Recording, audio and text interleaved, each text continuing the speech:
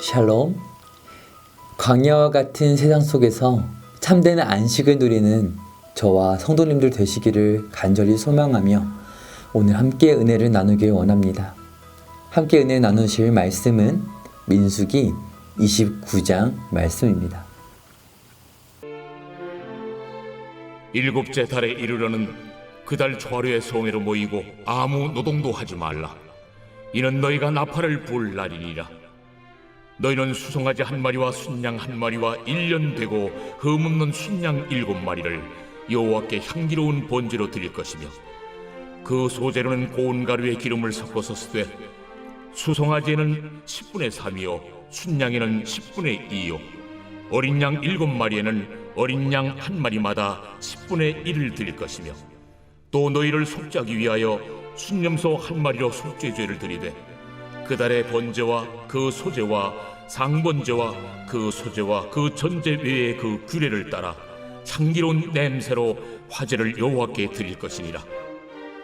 일곱째 달 열흘날에는 너희가 성회로 모일 것이요 너희의 심령을 괴롭게 하며 아무 일도 하지 말 것이니라.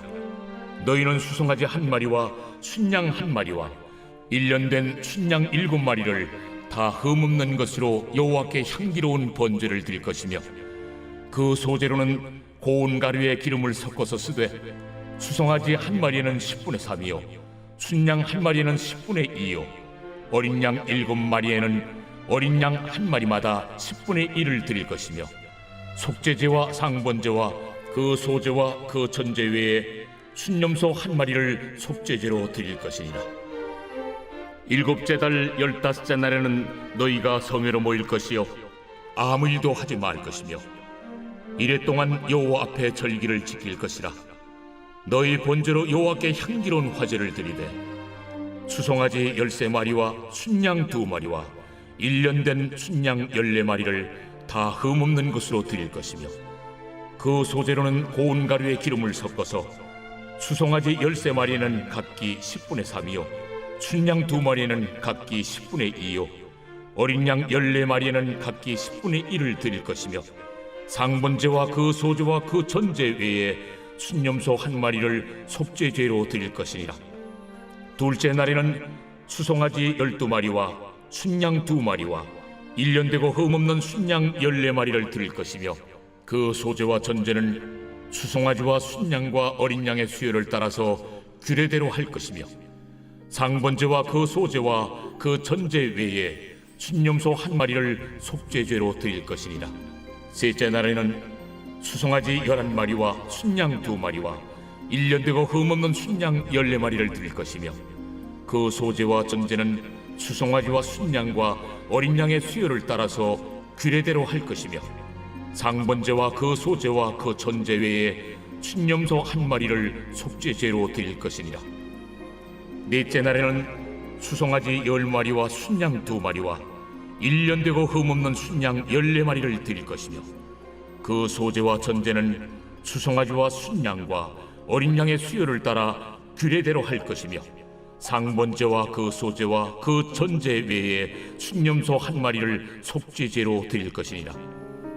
다섯째 날에는 수송아지 9마리와 순양 2마리와 1년 되고 흠없는 순양 14마리를 드릴 것이며, 그 소지와 전제는 수송아지와 순양과 어린 양의 수요를 따라서 규례대로 할 것이며, 상번제와 그 소제와 그 전제 외에 순념소 한 마리를 속죄죄로 드릴 것이니라. 여섯째 날에는 수송아지 8마리와 순양 2마리와 1년 되고 흠없는 순양 14마리를 드릴 것이며, 그 소제와 전제는 수송아지와 순양과 어린 양의 수요를 따라서 규례대로 할 것이며, 상번제와 그 소제와 그 전제 외에 순념소 한 마리를 속죄죄로 드릴 것이니라. 일곱째 날에는 수송아지 7마리와 순양 2마리와 1년 되고 흠없는 순양 14마리를 드릴 것이며, 그 소제와 전제는 수송아지와 순양과 어린 양의 수요를 따라 규례대로 할 것이며, 상번제와 그 소제와 그 전제 외에 순념소 한 마리를 속죄죄로 드릴 것이니라.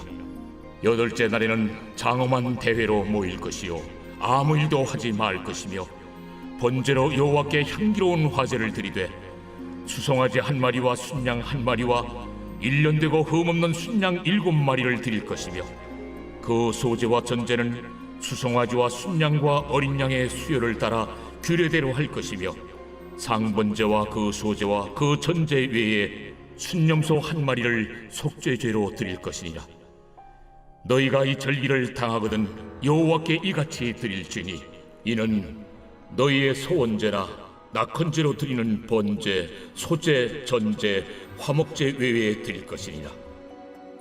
모세가 여호와께서 모세에게 명령하신 모든 일을 이스라엘 자손에게 말하니라. 이스라엘 백성들이 출애굽한 후 시내 광야에서 처음으로 인구조사를 했던 지 38년이 지났습니다. 이제 모압 평지에서 백성을 계수해보니 출애굽 당시의 세대는 여호수아와 갈렙 외에 옛 세대는 아무도 남아있지 않았습니다. 하나님께서 첫 번째 인구조사에서 계수한 사람들 중에 하나님을 원망했던 사람들, 그들은 모두 내 안식에 들어오지 못하리라, 광야에서 죽으리라 말씀하셨기 때문입니다.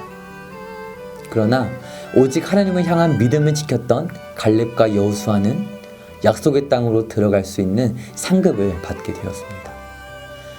오늘날 우리들도 하나님을 시험하다 망한 이스라엘 백성처럼 우리의 마음을 하나님께 합하지 않고 살아가진 않는지 돌아봐야 할 것입니다. 만일 그렇다면 우리 또한 삶 가운데 하나님 주시는 안식을 얻지 못할 것이기 때문입니다. 그렇게 두 번째 인구조사를 통하여 군대를 정비하고 새로운 지도자 여호수아를 세워 가나안 정복을 위한 만반의 준비를 마쳤습니다. 그러자 하나님은 가나안에 들어가서 드릴 제사의 질서를 바로 잡아주시기 시작하십니다. 그것이 바로 28장에서 오늘 본문 29장까지의 내용입니다. 오늘 이 말씀을 통하여 우리 서울중앙교회 가운데 부모와 자녀를 아우르는 모든 세대가 하나님의 안식과 은혜를 누리시기를 간절히 축복드립니다.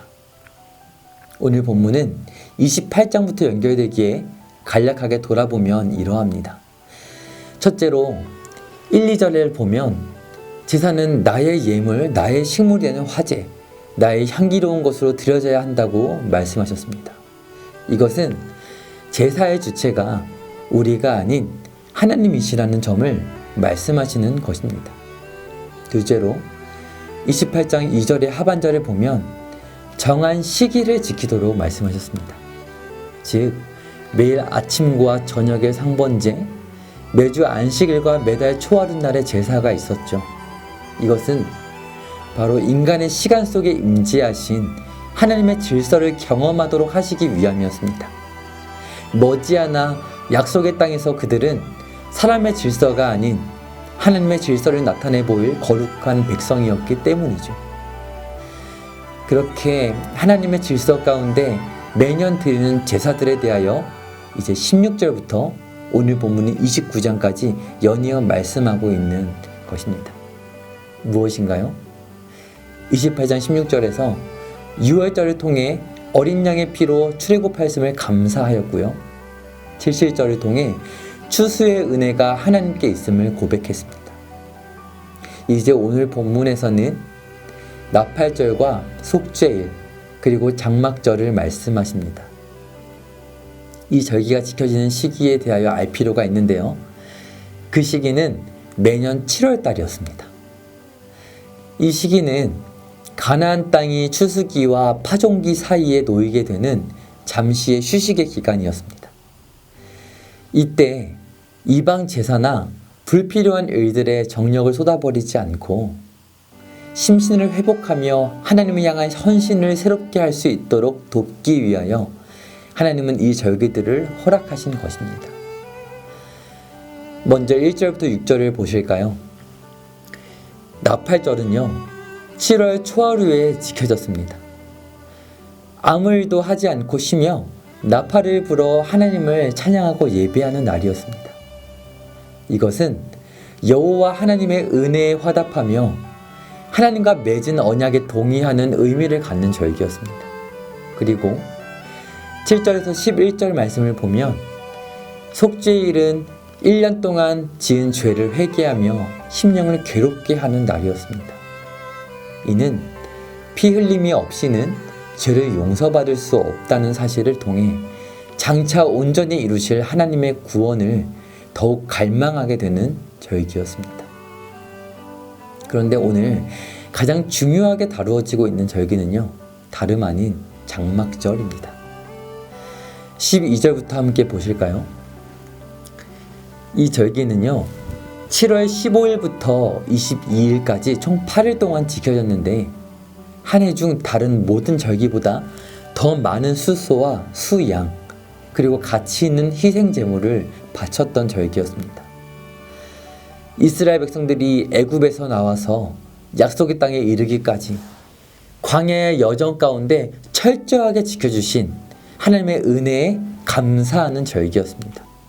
그래서 자신의 전부를 하나님께 드리며 하나님께서 장차 하나님의 백성들에게 허락하실 미래의 천국잔치를 미리 맛보는 그러한 시간이었던 것입니다. 이것이 참 중요합니다. 광야의 여정과 예배. 오늘 우리들의 예배는 어떠한가요? 광야와 같은 삶의 여정 속에서 신실하게 지켜주시고 흔들림 없는 믿음으로 이끄신 하나님께 감사와 영광을 돌리는 예배로 매주의 예배를 드리고 계신가요?